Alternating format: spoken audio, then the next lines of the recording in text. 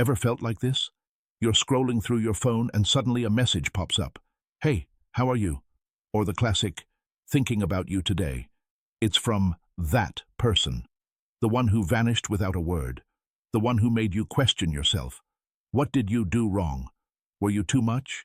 Too needy for someone who offered nothing concrete? You stare at the message. Read it again and again. You don't reply. Not because you don't want to, but because part of you is numb, and the other part is just exhausted. In that moment, the silence isn't his. It's yours. A silence filled with thoughts, with questions, a painful mix of nostalgia, resentment, and a desperate desire to avoid repeating the same mistakes. Why do they come back? What does the message even mean? Has he changed? Does he realize your worth? Or does he just want to make sure you're still here, available, ready to give what he can't appreciate? That's where the overthinking begins, because so many women have learned this lesson through heartache. Not everyone who returns does so because they value you. Sometimes they just want to make sure they can still knock, and you'll still open the door. This is a deeply personal conversation, like someone scarred, someone who's already gotten up off that same floor, telling you with love, but also with absolute clarity. Girl, open your eyes. There are signs we just can't ignore anymore. Today we're talking about these emotionally immature men, not to judge them, but to understand them. Because when you understand, you make different choices. And when you choose based on self-love, the whole story changes. As Carl Jung said, when you truly love yourself, you stop accepting scraps. Not because you've become hard, but because you've finally realized your own value. Get ready to face these patterns, not with fear, but with the strength of someone ready to shut the doors leading only to confusion, and to open yourself to relationships that bring growth, respect, and choices made without hesitation. This pattern is far more common than you think. He disappears without warning. No fight, no real reason you can put your finger on. One day, he's there, asking about your day, sharing memes, even hinting that a serious relationship wouldn't scare him off. The next day, nothing. Silence. Complete silence. No message, no explanation, no goodbye. And you, of course, wonder what you did wrong. You replay conversations, searching for signs, filled with self-doubt. You feel that awful anxiety, waiting for a message that doesn't come. Days pass, sometimes weeks, even months. Then, boom, he reappears, like nothing ever happened. Hey, been busy? Or the classic, thinking of you. That moment, however brief, triggers an emotional storm. Because your heart remembers. Because part of you wants to believe his return means something. That maybe finally he gets what he lost. But listen to me. A man who vanishes without explanation and comes back like nothing happened doesn't respect your time or your feelings. He's showing you very clearly that he doesn't see you as a person whose emotions he needs to consider. This behavior isn't random. It's a form of emotional selfishness. He puts his need for space, his crises, or simply his indecisiveness above the emotional stability you deserve. And worst of all, when he comes back, he expects you to be right where he left you, as if your life has been on pause for him. Out of hope or love, many women take him back.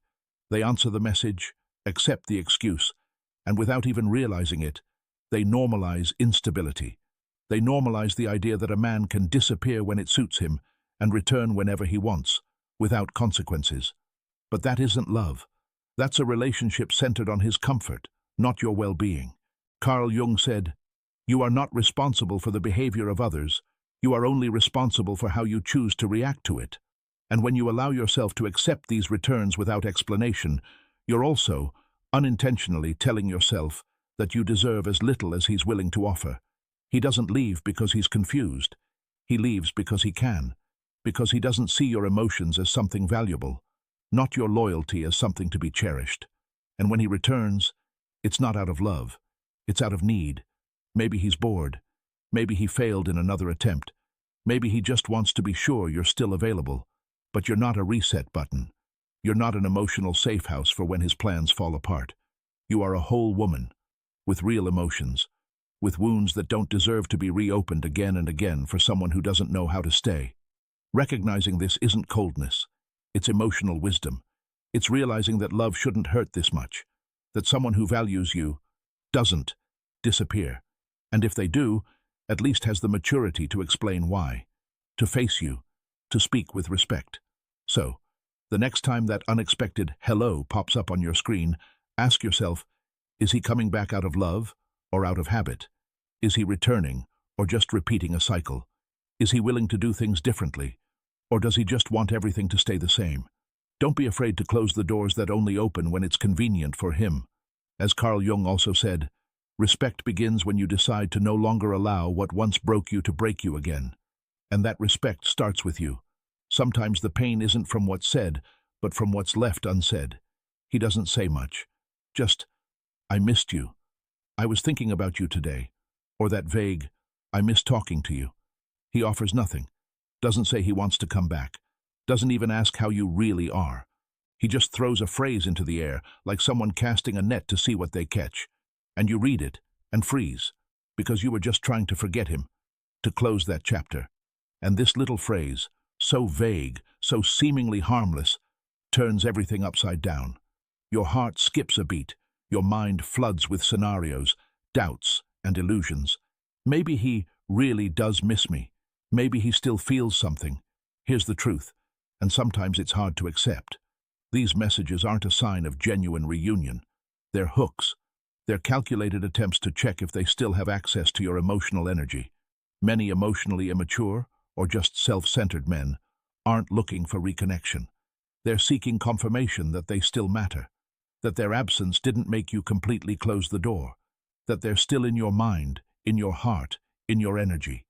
This type of communication is manipulative, because it's unclear, doesn't express intent, doesn't take emotional responsibility. It's a way to keep you close without the commitment, the presence that a real relationship implies. It's intentionally ambiguous, because in that ambiguity, he protects himself from having to offer anything concrete, but still gets validation if you reply. Carl Jung teaches us that what we give, we receive. If you give attention to these empty messages, you'll end up with confusion. If you give energy to someone who doesn't know what he wants, you'll end up drained, emotionally exhausted, waiting for his vague words to one day turn into certainty, which rarely happens. He's not interested in knowing how you are. He's interested in knowing if you miss him. He's not looking to build something with you. He's seeking validation for his ego, to know that he hasn't lost his power over you. And girlfriend, that's not love. That's ego, disguised as interest. Emotional ambiguity is a form of control.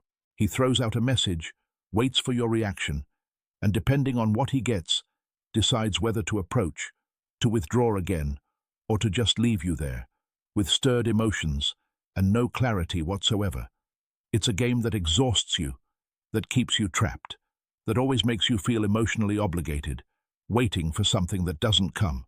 Many women fall into this, because we've been taught to see every gesture as a sign of love, to romanticize the small things, to think that if he remembered you, he must care. But you need to learn to see the difference between love and habit, between real interest and the need for validation. Don't confuse his curiosity with commitment. Don't confuse a nice phrase with real intention. If he's not writing to start an honest conversation, to show you with actions that he wants to build something with you, then that message isn't, I miss you. It's, I want to know if I'm still on your radar. And you're not here to be someone's radar. You're a woman who deserves clarity, presence, and emotional reciprocity. Learn to recognize these messages for what they are, signs that he hasn't grown up emotionally, that he still sees your emotions as something available at his convenience. Don't settle for pretty phrases that lead nowhere. As Carl Jung also reminds us, you deserve love, not confusion. And that love starts with you, with not answering what doesn't deserve you, with saving your energy for someone who comes with clear intentions, with words that turn into real actions. This dynamic is more common than we want to admit. You're always available, attentive, when he needs to talk. You answer when he texts you in the middle of the night. You answer when he says he had a bad day. You listen. You're a refuge, support, company, always on the other end of the phone, always with an open heart. When you need something, he's not there. He takes a long time to answer, says he's busy, makes excuses like, I've been so busy, my head's not in the right place, or just disappears when you need clarity the most. This isn't random indifference. It's a recurring emotional pattern that drains you, and this pattern wears you down because it makes you feel like you're giving everything and getting scraps, that your emotions only matter when it's convenient for him, that you have to beg for the bare minimum, a little attention, some reciprocity, and when you get it, it feels like a gift, not a right. This kind of relationship isn't love, it's an imbalance, and the most painful thing is that often it doesn't start out that way. In the beginning, he seemed attentive, present, interested, but when he realized you were emotionally available, he stopped making the effort, because he knew you'd be there, even if he was only half present, with divided attention, with fragmented time. Carl Jung said, "You should never beg for love, attention, or affection. If they don't come freely, they're not worth having." And this is a truth we need to imprint in our hearts, because when you shrink yourself to fit into someone else's emotional schedule, you break into pieces that are hard to put back together. He expects you to adapt to his schedule, to his emotional availability. He wants you to be there when he wants to talk, but gets annoyed if you ask for his presence when you need it. He decides when the doors open and close, and you, without realizing it, get used to asking permission to feel, to speak, to exist in the relationship. This imbalance isn't accidental. It's a form of emotional control, because by not being available when you need him, he makes you seek his approval, feel like you have to do more, give more, be more, so that he'll want to be there. And subtly, you enter a game where you invest everything, and he manages your emotions as if it were a favor he's doing you when he has the time or the desire. But that's not how it works. Love isn't a deal. It's not giving, expecting to get something back someday. Love is sharing from balance, from mutual presence, from real emotional commitment. Many women stay in these relationships out of fear. Fear of losing him, fear of being alone, fear of admitting that it's not love. But staying there means losing yourself. It's living in expectation of a validation that never fully comes. It's accepting a love that only appears when it's convenient for him. You deserve more than being dependent on someone who only shows up when he has spare time. You deserve a relationship where you're both present, where your emotions don't cause discomfort, where you can also say, "I need you," without feeling weak or guilty about it. Remember this, as Carl Jung teaches us, love yourself enough to say no to those who only seek you for a short time. Because when you learn to be available for yourself, you stop accepting those who only show up out of convenience. You're not here to adapt to someone else's absence. You're here to build with someone who also knows how to be there, who chooses you not only when it's convenient, but also when it truly matters, who gives you what you're willing to give, presence, care, and truth. There's a silent but painful pattern that many women know well. You don't hear from him for weeks. No messages, no calls, no interest. Then, suddenly, he reappears with a casual, "Hey, what have you been up to?" A soft voice that tries to reconnect as if nothing happened. But if you look closely, you'll notice that he always comes back at very specific moments. When he's bored, when his life seems empty, when he didn't work out with someone else, when he's sad, lonely, or just wants to feel loved for a little while. You become that safe space, but also the place he turns to only when he has nothing else. And you, with a big heart, listen to him, comfort him, offer him your time, words, energy, make him feel seen, important, accompanied. But when he's feeling good again, when his ego is already satisfied, he disappears again, as if your giving was just an emotional band-aid for his emptiness. Carl Jung said, "What we think of ourselves becomes true for us. If you believe that you only deserve love when someone else is in crisis, you end up accepting being someone's comfort, but never their priority. You accept being a temporary fix, instead of being chosen with love, intention, and clarity. He's not looking for you because he deeply values you. He's looking for you because you're convenient for him, because your presence offers him relief, validation, or temporary distraction. He's not with you. He's using your energy as an emotional resting place. And when he gets better, when he regains control over his life, he just leaves. It's hard to accept this because it directly touches your need to feel important, needed, special.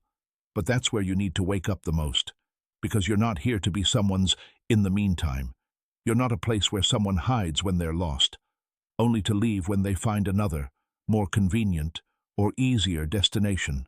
Many women justify these appearances with phrases like, maybe he's really changed now. This time, I feel like he's different. Maybe he wants something serious now. But patterns don't lie. And if someone only appears when things are bad, that's not a connection. It's emotional convenience disguised as tenderness. Real relationships are built on consistency, in good and tough times. Not only when one of the two needs comforting. You deserve to be loved in fullness, not only used in moments of need. You deserve a love that stays, not one that visits you when you're lonely. And yes, it may be painful to realize this, but that pain is also the beginning of your awakening. Because when you decide to no longer be available for someone who seeks you only out of emptiness, you take a huge step toward your emotional dignity. When you say no to the role of savior, you open yourself to the role you deserve, the role of an equal partner, chosen unconditionally. Remember, you're not a backup option. You're not a transit station. You're not here to be emotional support for someone who couldn't keep what they had. As Carl Jung reminds us, until you value yourself, you won't value your time. And until you value your time, you won't do anything with it. Value your time. Value your energy. Don't give it to someone who only appears when they're depleted. Because when you choose yourself, you also raise the level of love you allow into your life. You deserve to be sought with intention, not out of boredom. With respect, not with anxiety. With commitment, not out of necessity. And that will only be done by someone who has also chosen themselves first. There's a moment that many women fear, but which at the same time is necessary for them. A moment when you decide to speak honestly when something doesn't feel right. You sit down with him calmly, clearly, with a sincere desire to have an emotionally mature conversation. You tell him how you feel. Name what hurts. Express your boundaries, your fears, your deepest desires. But he doesn't respond with maturity, doesn't listen, doesn't reflect, doesn't validate what you feel. Instead, he gets annoyed, shuts down, changes the subject, says things like, "You're exaggerating, everything is fine, you always cause drama," or even, "Oh, there you go again." What starts as an attempt to connect ends up turning into an emotional wall. This behavior isn't innocent. It's a form of emotional evasion, a way to devalue your feelings and protect himself from the emotional work he doesn't want to do. What's more, it's a form of subtle manipulation. He makes you feel like the problem is you, that your emotions are too strong, that expecting clarity is too much. Carl Jung said, "You have criticized yourself for years, and it hasn't worked. Try approving of yourself and see what happens." When you're with a man like that, and he responds with victimization or evasion, you often end up feeling guilty. You start to doubt yourself, think that maybe you were too pushy, too emotional, too straightforward. But the truth is, an honest conversation shouldn't scare someone who wants to be there. An emotionally mature man doesn't avoid dialogue. He values it, uses it as a bridge. But the one who doesn't possess emotional maturity turns it into a battlefield, where you end up being the villain for daring to feel. He uses victimization as a shield, saying that he can't handle the pressure, that no one understands him, that he's always being blamed for everything. And suddenly the focus shifts from what you were feeling to how he feels attacked. This is gaslighting. It's switching the conversation, so that you start to doubt your perception, minimizing your truth. And what do they achieve with this? So that you shut up, so that you think twice before expressing anything, so that you start suppressing your emotions out of fear of another passive-aggressive reaction. And so, without realizing it, your voice in the relationship fades. Your truth is hidden. Your need for clarity is silenced out of fear of upsetting him or being too much. But girlfriend, a relationship where you can't speak is an emotional prison, and you're not here to tiptoe around out of fear of causing inconvenience. You're here to build something real, and real things are faced head-on, real things are lived. When a man makes you feel guilty for asking for respect, for wanting to be heard, for expressing your emotions in a healthy way, that's not an emotionally available man. That's someone who doesn't yet know how to honestly look at himself. And so, he runs every time you put a mirror in front of his ego. Carl Jung also reminds us, "I am not what happened to me. I am what I choose to become." And sometimes, the most painful thing is accepting that the person you love simply doesn't possess the emotional maturity to love you the way you deserve. Don't be silent anymore. Don't downplay what you feel in order to keep someone who doesn't know how to be there. Your voice matters. Your clarity isn't violence. Your sensitivity isn't exaggeration. You're not asking for too much. You're just asking the wrong person. Silence can be peace, but it can also be punishment. And when it comes from someone who knows exactly how much you care, it becomes an instrument of power. He knows you're waiting for an answer, that you're anxiously looking at your phone, checking when he was last online, whether he read your messages, whether he's going to write. And still, he doesn't answer. It's not because he's busy, not because he didn't have time. It's because he wants you to feel it. He wants you to notice his absence. He wants you to wonder what you did wrong. This silence isn't empty. It's full of intention. It's an emotional strategy designed to trigger insecurity in you. Often it happens right after a difficult conversation, after you've emotionally opened up, after you've asked for clarity, honesty, reciprocity. And then he withdraws, doesn't answer, leaves you hanging, leaves you thinking. And you, instead of feeling safe for having expressed yourself, feel guilty, as if your truth was too much. Carl Jung said, "Love never punishes. Love does not hurt. Love heals." And when someone uses silence as punishment, he's not loving. He's manipulating. He's measuring your endurance. He's waiting for you to break, for you to seek him out, to apologize for feeling, for speaking, for asking for the bare minimum, real emotional connection. Prolonged and intentional silence is a form of passive violence. It's a form of control, because he's not just not talking to you. He's not ending the conversation. He's not giving you emotional closure. He's not letting you understand what happened. He's leaving you in limbo. And there, in that dark place, you yourself start building explanations, justifying him, blaming yourself. This behavior is deeply draining because it leaves you alone with your emotions. It makes you feel that loving hurts, that expressing yourself has consequences, that every time you speak, you will be humbled or silenced. It's a dynamic that undermines your internal security. And the most dangerous thing is that many women start to adapt. They start to normalize it, to think that he's just like that it's better to say nothing, that it's better to be silent, to give in, to avoid the silence that hurts so much. But girlfriend, when silence is used as a weapon, you're not in a relationship. You're in an emotional battle where you always lose. An emotionally available man doesn't ignore you as punishment, doesn't disappear when the conversation is uncomfortable for him, doesn't leave precisely when you need a little validation or support. The one who loves you answers. Even if he doesn't have all the answers, he stays. He's present. He doesn't use his absence as a method of control. Carl Jung also teaches us, you cannot force anyone to love you, but you can choose not to accept less than you deserve. And what you deserve is someone who will be there, who will answer, who won't leave you alone with your pain, with your open questions, with your emotions hanging in the air. If he ignores you when you need him the most, if he disappears precisely when you've opened up the most, that's not inattentiveness. It's strategy. It's manipulation. It's a behavioral pattern that seeks to control you from a distance. And you're not here to beg for words. You're not here to plead for presence. You're here to be heard, seen, respected. And silence, when used as punishment, is disrespect. It's emotional violence, subtle, disguised as space. Don't accept any more the role of the one who waits, who makes excuses, who is silent in order not to be punished with another silence. You deserve a relationship where conversation isn't a risk, where your voice doesn't cause absence, but creates bridges of genuine connection. The pain that silence causes isn't absence, it's manipulation, and you deserve something infinitely better. Perhaps, listening to all of this, you feel a strange mix of emotions. Perhaps you remember conversations, silences, moments when you felt you were giving everything and getting almost nothing. Perhaps you feel anger, sadness, guilt, or just deep exhaustion. If so, I want to tell you something from the bottom of my heart. You're not alone. Thousands of women have gone through the same thing. They have loved strongly, emotionally absent people. They have justified painful behaviors. They have waited for messages, for calls, for apologies that never came.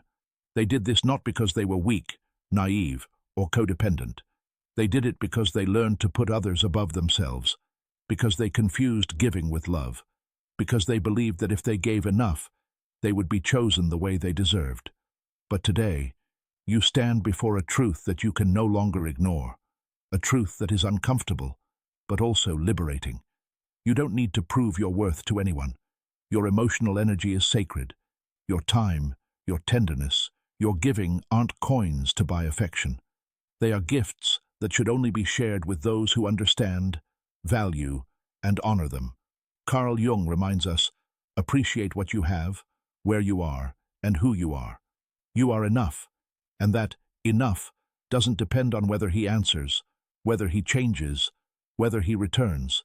It depends on you, on how you look at yourself, on how much you respect yourself, on how many times you choose your peace over a place of emotional chaos, even when that chaos is disguised as love.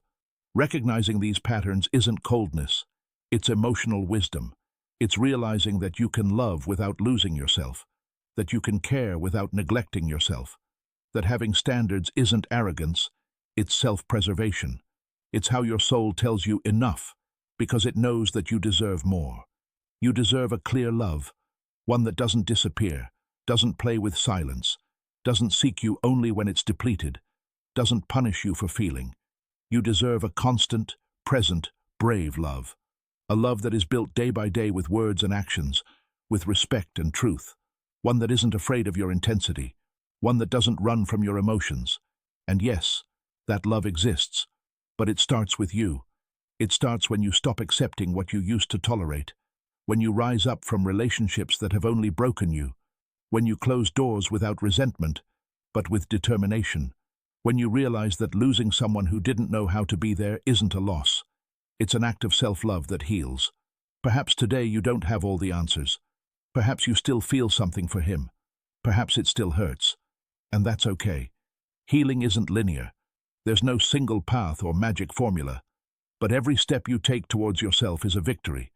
Every time you choose healthy silence over emotional chaos, it's an internal revolution that transforms your life. Carl Jung also often said, everything is going well. Everything is working out in your favor. Only something positive can come out of this experience.